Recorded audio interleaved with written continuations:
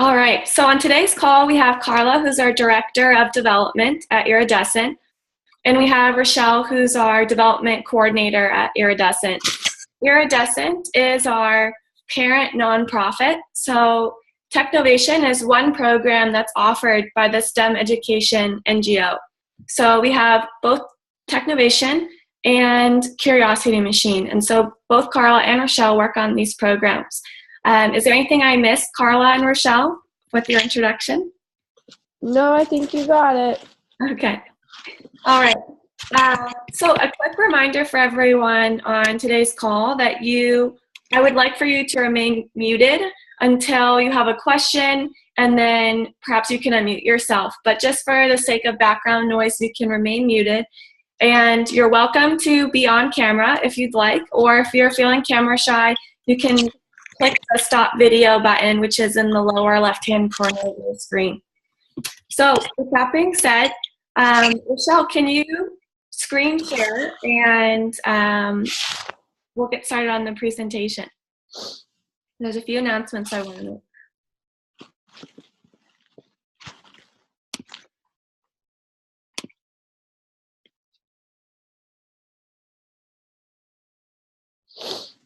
Can everyone see Rochelle's screen right now? Okay, great. So I have a few really exciting announcements. One is that for this year, if you can go back. Okay, so we have a request for proposals with Technovation. So that means that we have funds available for you to use in your local chapters. This is available for your program expenses as well as your regional pitch events. It's $2,500 US, and I will release that RFP the first week of January. So I'm making the announcement right now, but I know with the holidays it can be a little bit hectic. So I'm going to release that the first week of January. And this is an opportunity for you to gain funds for things like transportation, perhaps food, the venue, things like that that you may need for your regional pitch event. And as a reminder, this is for events that have a minimum of 10 teams in a division. So you are ineligible for these funds if you estimate that less than 10 teams will be joining your regional pitch event. So there's a few stipulations that are in this grant opportunity. And as a disclaimer, we don't offer these funds every year. It depends on our sponsors and the availability of our funders because we're not a foundation. So I'm going to go ahead and it sounds like there's some background noise. Okay. So anyways, there'll be $2,500 available for program expenses and regional pitch events. If you are planning on hosting an event that has less than 10 teams, like a celebration event, something more informal, or an event that falls outside of the official time frame, May 1st through May 20th, those would be ineligible. So details will follow, but this is a great opportunity for you, and I hope that you all apply for it. And there's funds available for 20 chapters. Related to this, I'm hoping that Rusty, he's our Director of Curriculum, will be able to step in on today's call. But our Curiosity Machine is the sister program to Technovation. And the Curiosity Machine has funds available for the AI Family Challenge. So we're looking for partners who would be able to help us with this new initiative that we have. And basically we're looking for nonprofit partners who have the ability to reach 30 families. And students would learn how to do hands-on AI challenges, hands-on design challenges with their families. And ultimately, it would be a competition. So separate from Technovation, you have to keep that in mind, but it's also an additional grant opportunity for you, which is due January 4th. I will send the slide deck out to you, so you will have the link to the RFP. And essentially, we would like for you to implement this program from February 1st through December 31st. So questions around that should be directed to Rusty. He's like I mentioned, our Director of Curriculum. So I will make sure that if you have any questions, to get in touch with him and CC him on any things you might want to know about that. So Does anyone have any questions about these two opportunities? I don't think so. Cool. All right. Oh, Yes. Katie, one RA is raising their hand. Racha Bella? Hi, Rasha. Hey everyone. So yeah, I was asking about, want to ask about the Curiosity Machine AI Family Challenge. Is it a program like for everyone or just girls or? Yeah, it's for both boys and girls. Mm-hmm. Good. And keep in mind that it's also families as well. So you have to have the ability to reach parents because children and their parents would be doing these AI design challenges together. Nice. Okay. Thank you. All right. So very exciting. So I'll hand it over to Rochelle, and she's going to lead us through our fundraising presentation with tips and strategies for fundraising.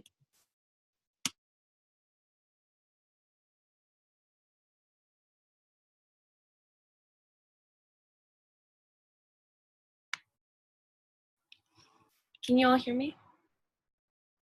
Yep. Okay. I can't see you all, so I couldn't tell until I broke out of presentation mode.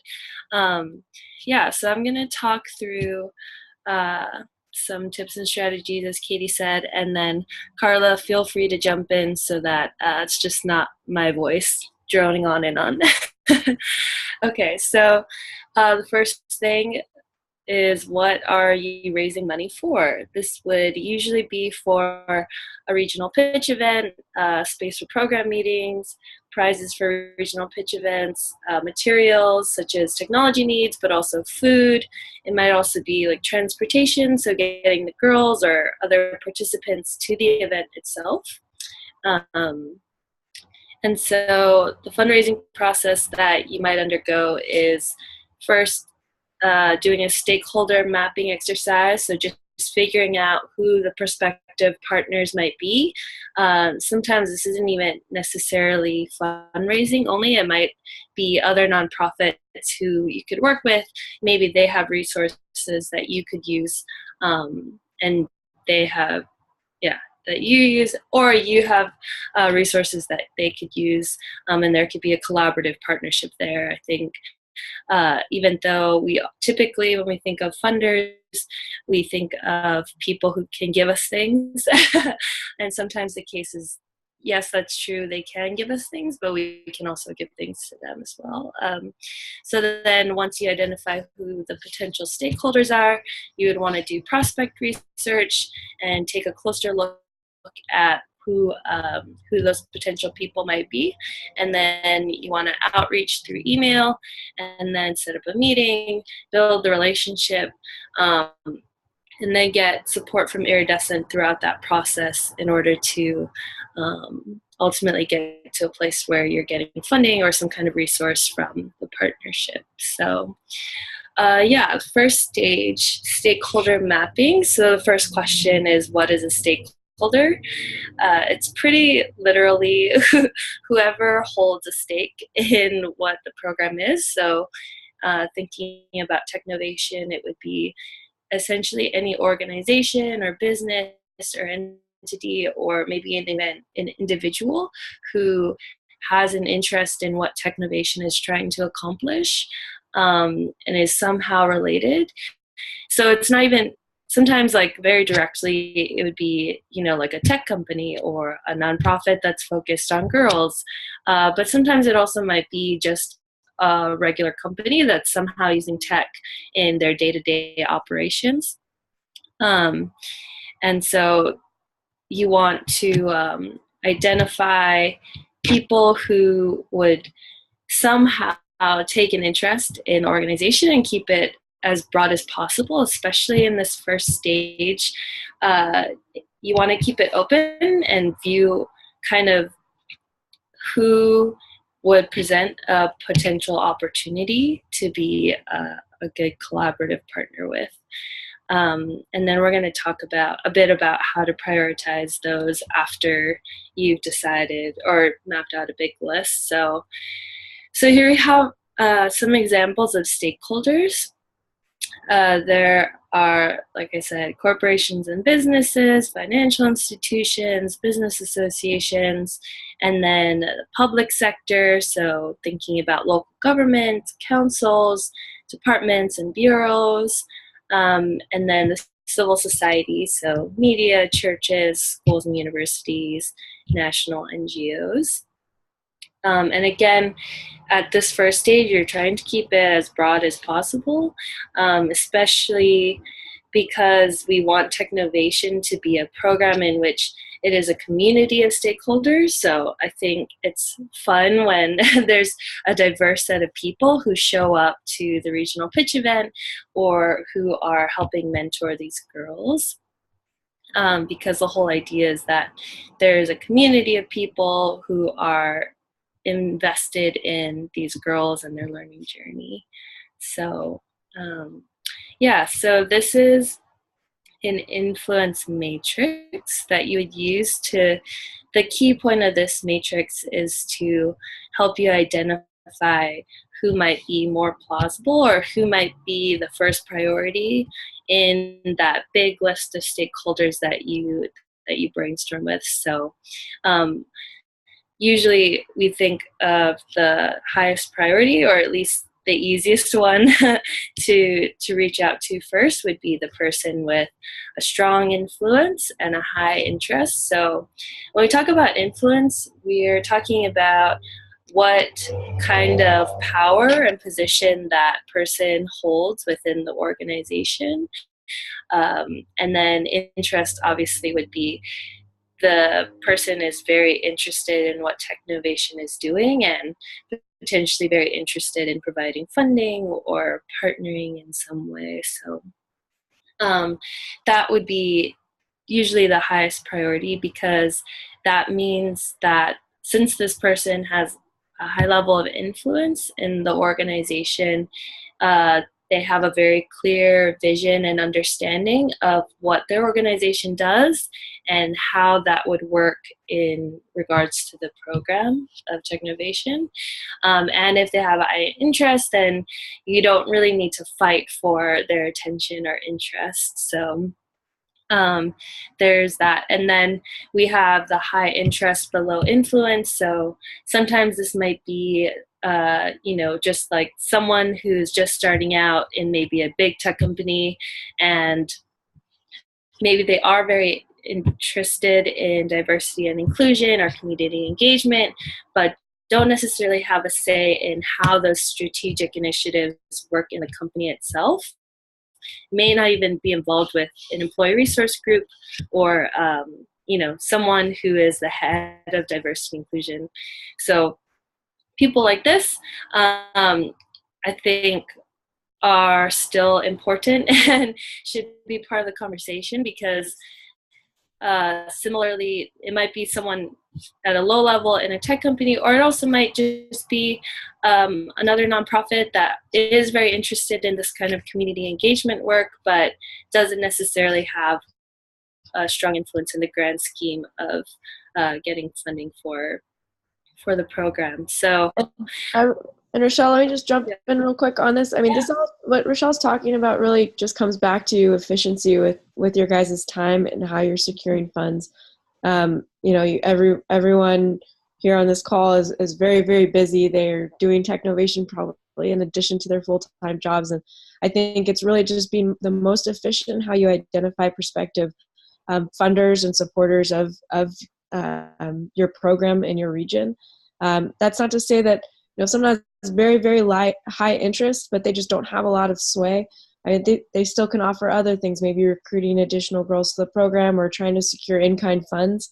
But when you look at the bulk of the work of what you're doing, it should really be put towards those individuals, those influencers who have the most pull, because that will help speed up the process of getting what you need to support your program. And that kind of flows into the next slide that Rochelle is going to go into, which is when you just identify actual companies to help support your region.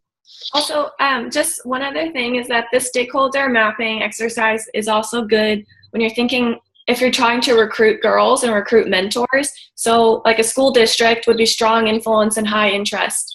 A small NGO that's not very mission aligned would be low priority. So you can use this exercise in a variety of different ways with fundraising, but also with recruitment as well. Cool. Thanks for your input. Okay, yeah, moving on to the next slide. So, prospect research. So this is the next stage in which, after you've identified all these stakeholders, and as Carla said, identified who would be the best to reach out to and the best use of your time, you want to do another level of research in which you're identifying the logistics of what the organization does, how they've engaged in the space previously. So you want to look into what their CSR strategy is, what their diversity and inclusion efforts might be. And you can do this by especially looking at, excuse me, I'm still getting over a cold, but looking at news articles on Google, or even looking at different things that they've published, if they've published articles or blogs or opinion pieces from someone that's part of their diversity and inclusion team talking about these issues, not only in the education space, but also in the tech world, then you would be able to get a better sense of how their company is engaging with these issues and how Technovation or how your team specifically might align with those efforts. And so once you get the clear vision of what the organization is doing, what their background is, how they arrived to this place, maybe sometimes it's like a few scandals happen with the company, and so now they're very focused on diversity and inclusion efforts, and you want to fully leverage situations like that, because then Technovation presents a unique opportunity for them to change the image of what their organization is doing. So once you've figured all that out, kind of the big level of what the collaboration would look like, you want to identify who the right person is to reach out to. So kind of going back to the stakeholder matrix, it's someone who would potentially have a lot of influence in the company and how the strategy is carried out. And it depends. I think, at least on the fundraising team, sometimes we think it would be most helpful to just send the email to the person at the top, and then, hopefully that email will trickle down to the right people who are dealing with that. Or sometimes you want to send it to maybe someone you have a third or second connection with on LinkedIn, and then hopefully that will trickle to the top. But I really think the best strategy, or what we've seen thus far, is identifying the person that is most engaged with that work.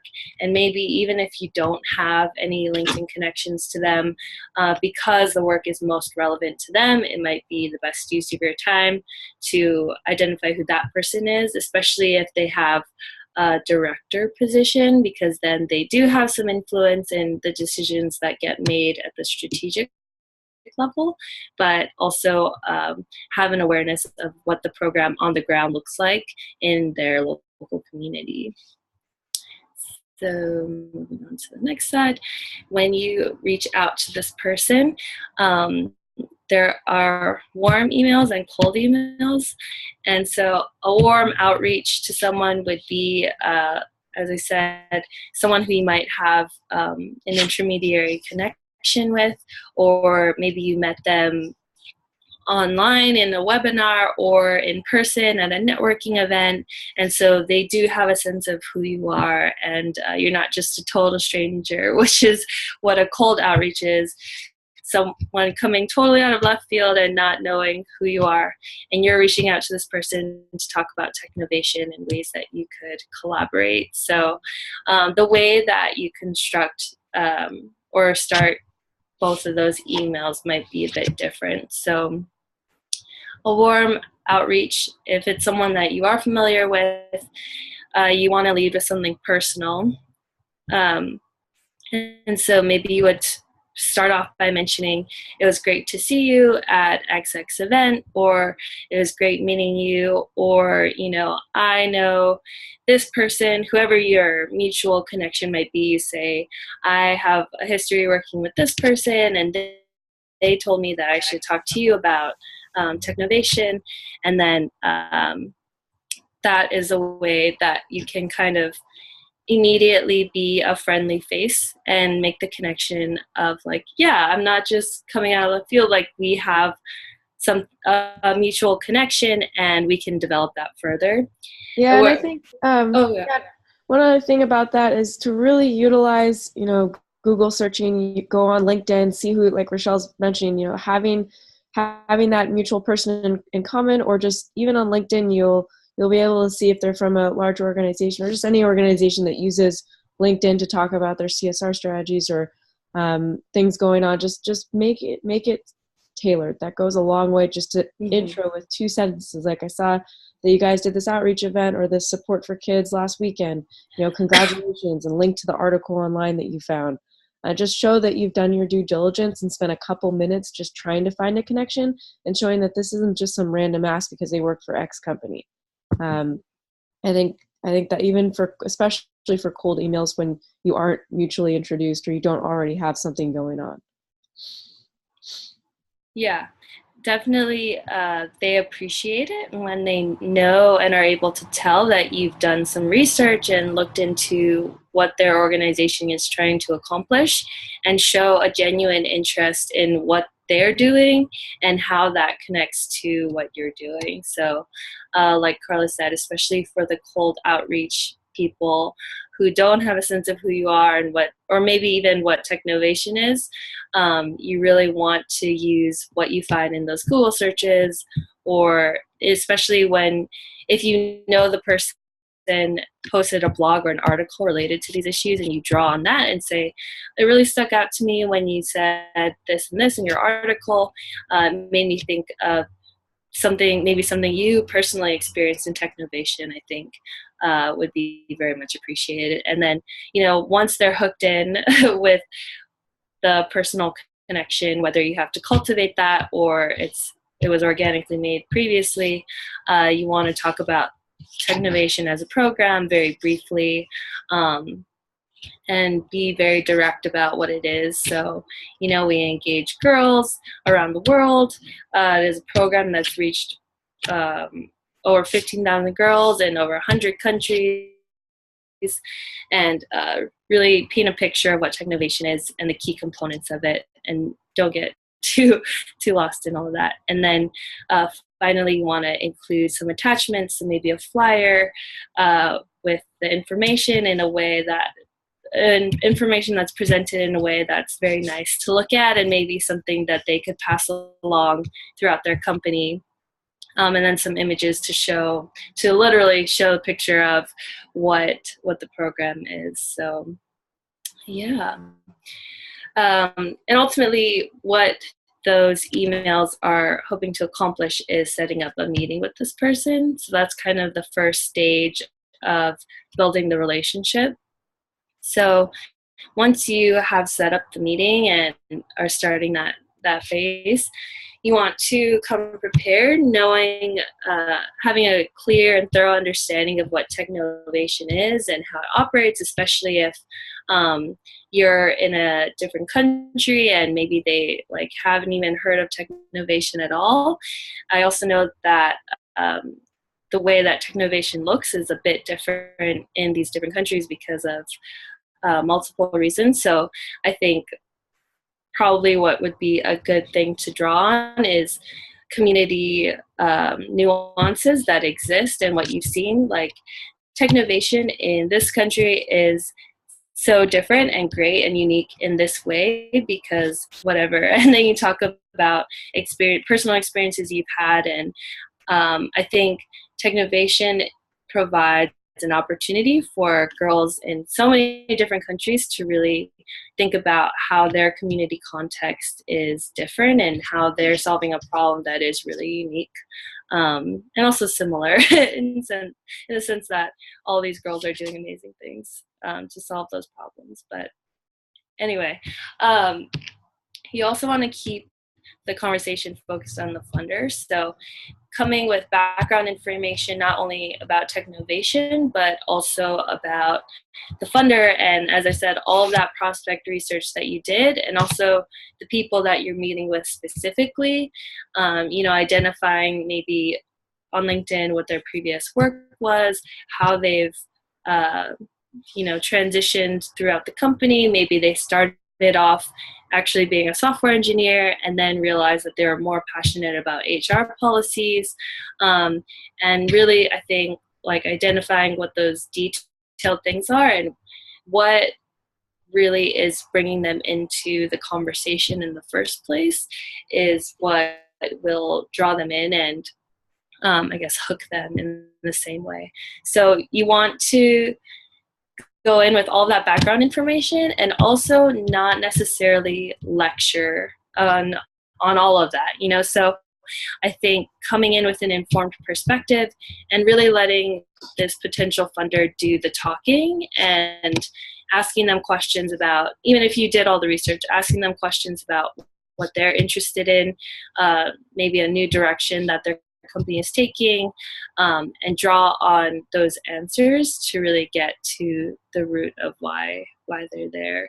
So the goal of the meeting would be to essentially get another meeting with them, because I think the whole process of securing funding is really, really based on how you develop the relationship and invest energy into that. So after the first meeting, however it goes, it's helpful to send additional information and provide some kind of next step. So you can say, we talked about this in our last conversation and it got me really excited.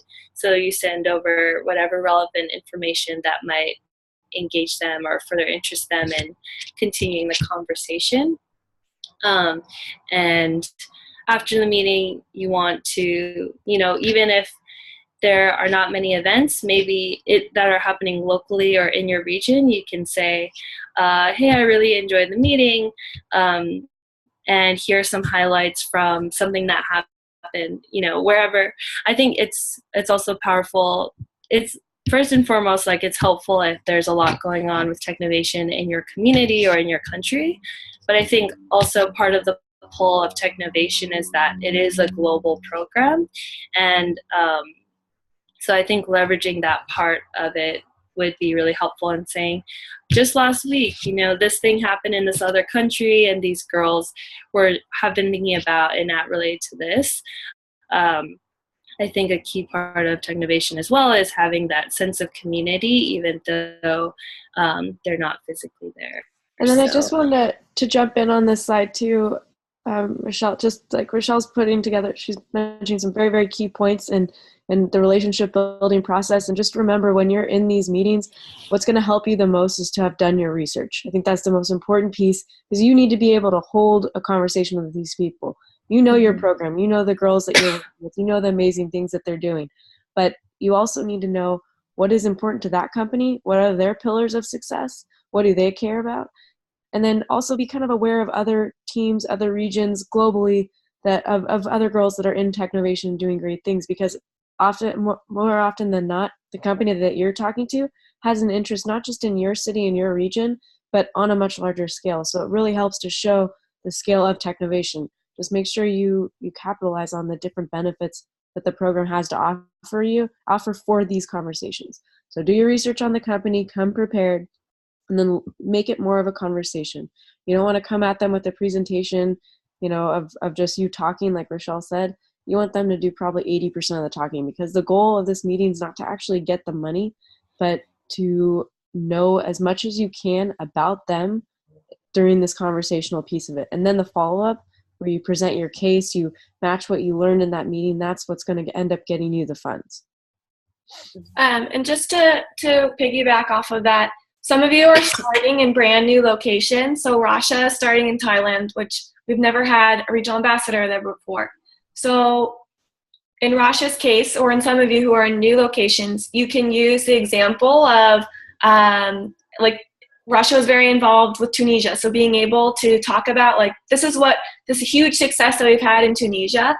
And this is what I want to bring to Thailand, because I want Thai girls to experience the same exact leadership and empowerment and skill development that girls in Tunisia had. And I know that I can bring this to these schools. These are who I've lined up as partners. This is what I need to make it happen with sponsorship. And then places like Canada, we have a few Canadian RAs on the call today who are new, being able to use the existing success stories that are in Canada, whether it's in Ontario or British Columbia, and talking about those success stories, the apps that girls have created, how many girls participated in that country previously, and what you're looking to do in the local community. Yep. Great. Cool. So kind of just to recap of things that you want to keep in mind. So leading those emails with a personal hook. Really, I think communicating with funders, we often get lost in like the details of what the programs are and the logistics, but the reality is that ultimately you're talking to a human, and when we interact with humans, they want to know not only like how this thing immediately relates to them, but also just the personal aspect of it, and the emotion and passion, I think, will reveal itself in these emails when you're constructing the emails yourself, and also when they respond and react to that. And then when you attend these meetings, as Carla said, we really want to emphasize that you do your research and have the facts, because if there is an engaging conversation that happens that it may not even be related to Technovation, maybe you get into a conversation about women empowerment or gender equality, then they'll probably be more likely to be interested in continuing that conversation and thinking like, oh, wow, yeah, we had a really interesting conversation about this complex issue that we don't really know how to resolve. So I'd love to learn more about how they're trying to work on resolving that. And then listening more than you talk, as Carla said, also, they should be talking 80% of the time, because also people really like talking about themselves. So if you give them the opportunity to do that, then it'll be appreciated and reciprocated. And then being clear on the benefits. So really painting the picture of how you all could work together. And, once you get them talking about what their vision is and what that looks like, the part that you already have locked down is what you envision for the region or the team or whatever. And so just connecting the dots between those two in the conversation, I think is really what will help them in re-engaging and building that relationship. And then you want to follow up and make sure that you're always on their radar. Of course, you don't want to be nagging and like emailing them every day saying, hey, this thing just happened, because that will probably have the opposite effect, in which they'll associate you or the program with excessive communicating and not being respectful of their time and energy. And so, you want to keep them updated, keep them in the loop, and hope that the conversation will keep going organically and not necessarily force them into it. So along with not being too aggressive is not asking for funding in the initial meeting, because these meetings and the starts of these relationships should really just be perceived as opportunities. So, you're meeting with this person to explore an opportunity in which you both could work together in a way that reinforces both of your strategies and your goals. And not just money. Because I think if you go into the conversation either through email or in person or virtually with that mindset of just seeing them as potential for money, then they will feel that and know that, because once again, this is a human person, and even though we view people as making choices based on what's in it for them. The reality is that even if that might be true, we can't like operate in that way. We have to assume that the relationship and the partnership will fruit according to what our passions are and how they could work together.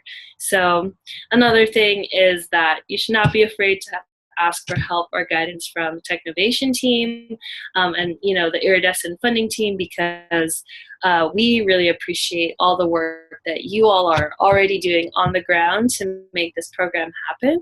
Really, like, even though we're the parent organization and we put in a lot of staff time and energy into making this program as good as it can be, you all are really the ones who carry out the work and engage with the girls and provide this meaningful experience for them. So the least that we could do is provide support in you doing that and having that influence.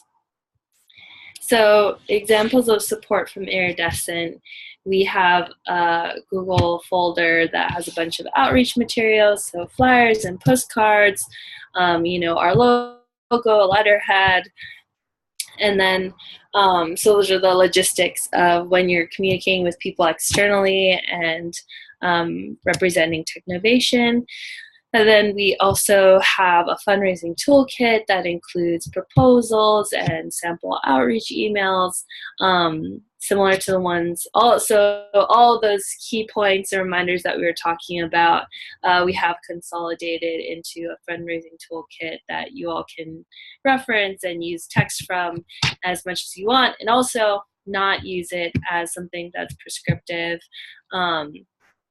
Don't feel the need to copy and paste word for word how we talk about programs, because, as Carla mentioned earlier, a lot of this work in communicating with potential funders is making sure that it's tailored and specific. So if, there are parts that don't really resonate with you or your organization or the community, then you should definitely feel free to alter it in a way that makes sense to you, and of course make sure that the program elements are still there.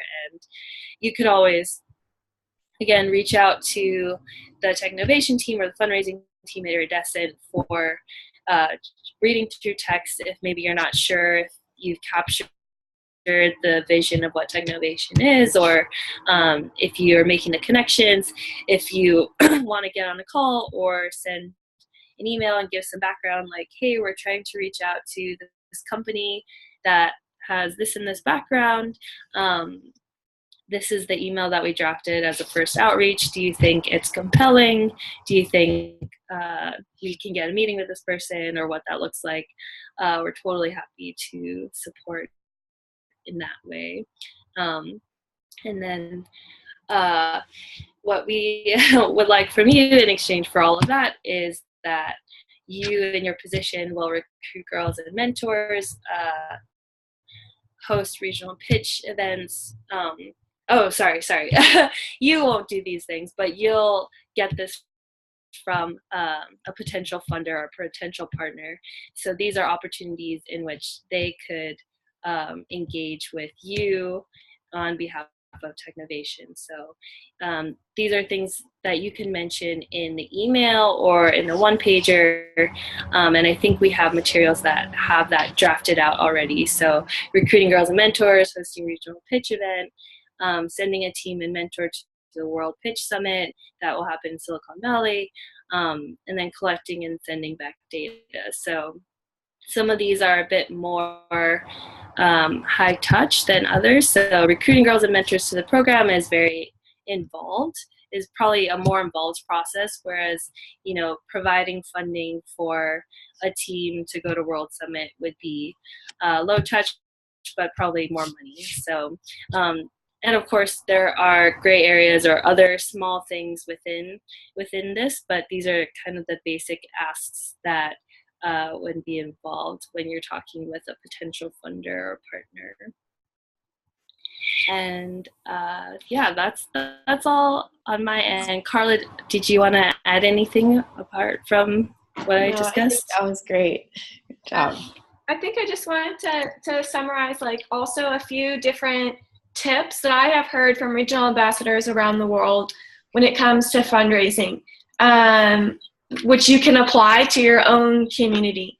One is in kind. So it doesn't always have to be financial contributions. So Lorena in Spain, who's on here, she ran the entire program in Madrid with, and she had tremendous amount of success with no financial sponsorship because all of it was donated in kind. So something like, and that would include space. So the girls would work at these partner companies on their app ideas and use their venue space. Things like food, program materials, those are all things that were donated from the companies, and there was no financial transactions that were being done.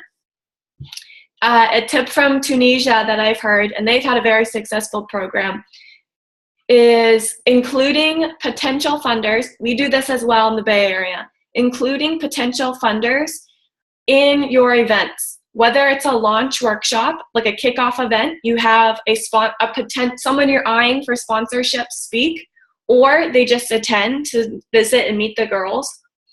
Or it's a regional pitch event and you're already planning ahead for next year where you include them and they get to see the girls pitch firsthand. Some of our regional ambassadors have also brought girls to get feedback and advice from different companies, and those companies' employees would serve as experts. And that way the companies get to see firsthand what the girls are working on, why this program is important. And there's no better way to explain the program than seeing it firsthand with the girls. So a picture's worth 1,000 words, but having them come to an event that you're hosting, whatever it may be, is worth like 1,000,000 words. So keep that in mind. And then also in terms of like the benefits, the tangible benefits that sponsors will get out of this. You can be creative with that, but it can be things like logos on the back of t-shirts, featured in program materials and print materials, having someone speak at one of the events. Also, employee engagement. That was something that was touched upon here, but a lot of our funders at Technovation headquarters were started because we engaged them as mentors first. So their employees had a lot of buy-in into the program. And so it created an internal movement within the company because the mentors are experiencing it firsthand and people in senior leadership are seeing the benefits that the program has on their employees. So something like hosting a workshop or engaging their employees as mentors can serve as laying the groundwork for them to sponsor you. So if you engage them early on in the season, like right now with mentorship, they could come in with funding for your regional pitch event in May. So something to think about and how to engage funders early on rather than waiting until March, April, May when you're trying to host a regional pitch event or a celebration event. But I want to pause there and see if there were questions, concerns, or also ideas. So if you want to share your best practices, because we have a few different second-year RAs on the call, about your own experiences fundraising in your countries.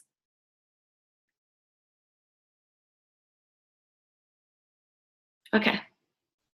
Well, I won't pressure anyone, but I know we've had several successful fundraisers on the call here today. I have a question. Yes. So now, for example, for my case, and here in Thailand, I still I'm preparing. I have my all the details about what I need and what I want to ask the future sponsors and everything. But should I wait for now and try looking now, or just wait for when I will be having more teams and where the teams will be like final number or something like that? Because now, and I have an estimation that like January, February, I'll be having more teams. Now it's just like the period of the holidays and everything, so it's still not honestly. Yeah, I mean, honestly, I would start the conversation now. Even if you don't have the high number of girls, you don't want to, because it's a timing thing, right? If you have all of the girls in your program at the end of January, February, but then it just becomes crunch time, and all these people are getting solicited for other programs maybe. So I think at least start with an intro email, introduce Technovation, talk about just the generic program-wide impact, especially in other countries maybe near you, or just like Katie was mentioning, just highlighting the global growth of the program. And then as more girls register, then you can use that as your follow-up, as your basis. So at least you get the conversation started. Yeah, and Rasha, also you can talk about in your entry level conversations, you can talk about like, these are my plans. This is like my team, my volunteer team that I have in place. This is who I'm targeting for recruitment. Like, these are the partner organizations for girls. These are the schools that I've been talking to. These are my goals. Are you on board with this? So I think it's never too early to start, but don't overpromise. That's really important. Do not overpromise, because then if you can't feasibly deliver, like especially in a new place, I would underpromise and then overdeliver.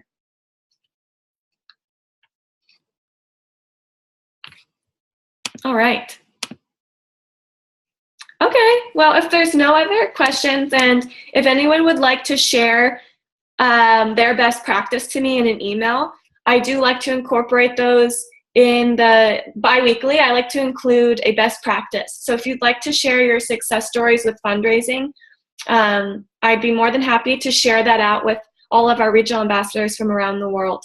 And also, don't be afraid to use Slack as a way to ask people for advice. So just do @channel, and it'll ask the entire group, hey, like, what are some pointers? What have you found to have worked in your community?